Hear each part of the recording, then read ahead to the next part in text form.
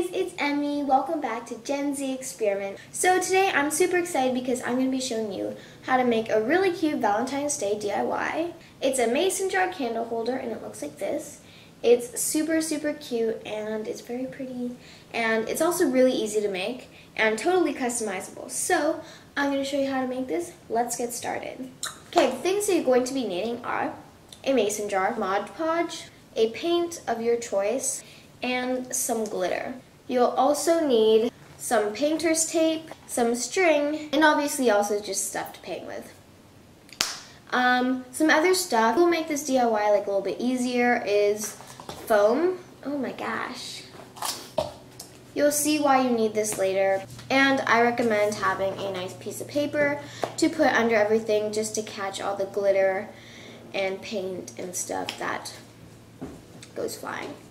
Alright, now let's get on with the crafting. So the first thing I'm going to do is paint my mason jar, obviously, because it does need to dry. Oopsies!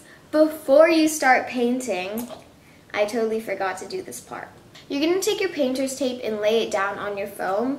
So trace down a heart and then cut out your heart from the foam piece. So now that I've cut out my heart, I'm going to carefully peel off the painter's tape from the foam. Okay. Now that I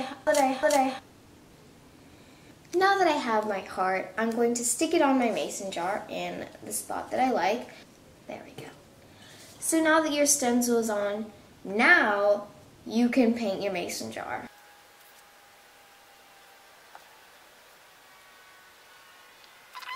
Okay, my jar is completely painted. I did a nice even coat, and now you're just gonna have to let it dry. And while you're waiting for it to dry, you can go ahead and check out some more of our Gen Z Experiment videos. We have tons of them and we post a lot of videos, so go check those out. See you in like 15 minutes. Oh, my legs are sore. Okay, our paint is completely dry, basically dry. Yeah, pretty much dry. Now we're gonna do the Mod Podge step. So first you're gonna take your Mod Podge and just glob it on. You also want to do this step pretty fast because Mod Podge does dry fast. So you don't want it to dry on you and then none of your glitter is going to stick, and that's just going to be very sad. Now my jar is completely covered in a nice thick coat of Mod Podge. You gotta do this step pretty quickly. Sprinkle it over top. Okay, now my jar is covered in a nice sparkly layer of glitter. Just give it a couple good bangs to get all that excess glitter off. Now we're just gonna let this dry. Okay, now that the Mod Podge is basically dry, we're gonna finish off with the final touches.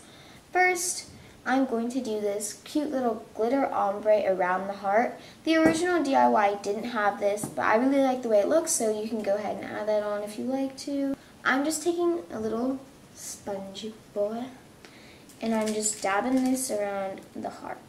Kind of want to evenly disperse it to give it that nice gradient ombre look. Now I'm going to take this chunkier glitter and I'm going to just put that around the heart. Cute! Now for the moment of truth, we are going to peel off the heart.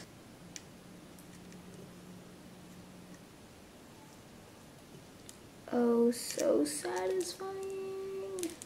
This is what the jar looks like now. Super cute, super pretty, and now it's time to add on the finishing touches. So now using this really festive Valentine's Day string, I'm just gonna tie a nice pretty bow around the jar.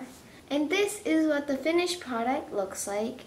They're really cute and I think these would be great to give to a friend, a boyfriend, a girlfriend, whoever. So yeah, I hope you guys enjoyed this video. If you did, be sure to give it a big thumbs up. Let me know down in the comments below if you make this project because I would really like to know. And if you do, be sure to post it on Instagram and tag Gen Z Experiment so I can look at all your lovely crafting creations. I will see you guys all next week. Have a great week. Bye!